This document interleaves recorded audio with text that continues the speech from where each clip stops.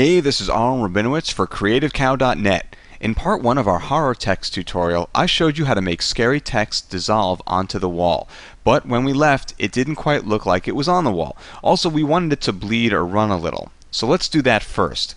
Moving back into my text pre-comp, let's select the text layer and choose Effect, Distort, Liquify.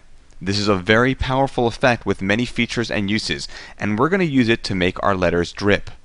First, I'm going to select the warp tool. That's this finger hand thingy right here. Next, I'm going to twirl down the warp tool options and change the brush size to about 7. Okay.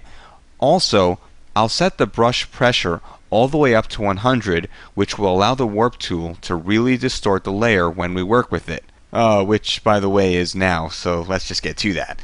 Alright, using the warp tool, I'm going to start dragging pixels down off the letters. It's tricky. You want to make sure you grab from pixels that are actually inside the text and not outside, or you'll just get something that looks kind of weird. So, anyway, I'll just jump ahead in time a little bit where I have this nice distorted text. By the way, if you messed up at all, you can use the Reconstruction Brush here in the Effects panel and run it over your damaged area and try again. Now, at the very bottom of the Liquify effect is a property called Distortion Percentage, which by default is set to 100. If we scrub it back down to 0, we can see that the distortions we made are undistorting. Not really sure if that's a real word, but I'm sticking with it.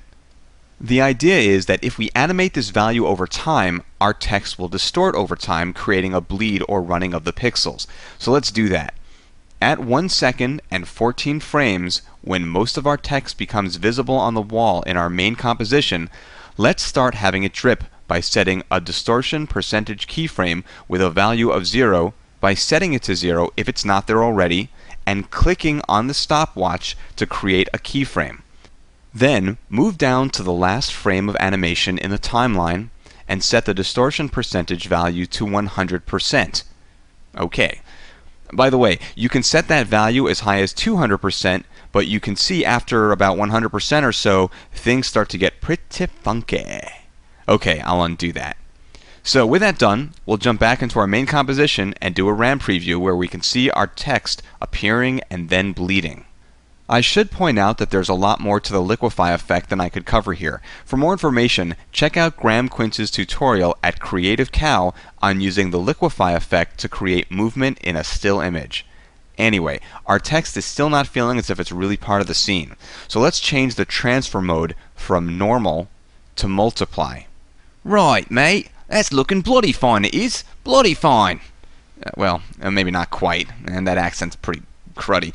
One last thing we need to do. The blood should be curling around the mortar between the bricks, but it's not. Let's make the bricks into a displacement map. Since there's a lot of detail in this image from the brick texture which would cause too much distortion, I'm going to select the wall layer and then duplicate it by hitting Ctrl D or Command D if you're on a Macintosh.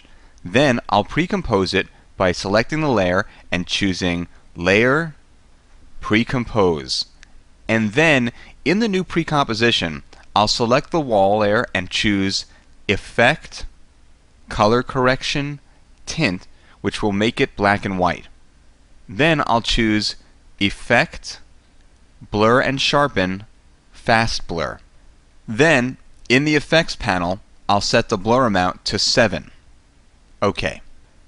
Jumping back into my main composition, I'll select the text layer and then choose Effect, Distort, Displacement Map. Again, if you aren't up on displacement maps, I've previously covered them in depth ad nauseum in a 3-part series which you can find at Creative Cow or via the Creative Cow After Effects podcast. Anyway, in the Effects panel, I'll set the displacement map layer to my wall pre-comp layer, and then I'll set maximum horizontal displacement to -10. Which, as you can see, shifts the pixels over the mortar slightly to the left. Don't forget to make your displacement map layer invisible by clicking on the eyeball switch. A quick RAM preview, and there you go. Get out! Get out! Seriously, get out. The tutorial's over. Don't forget, you can get the files for this and other podcasts at www.creativecow.net/AE podcast.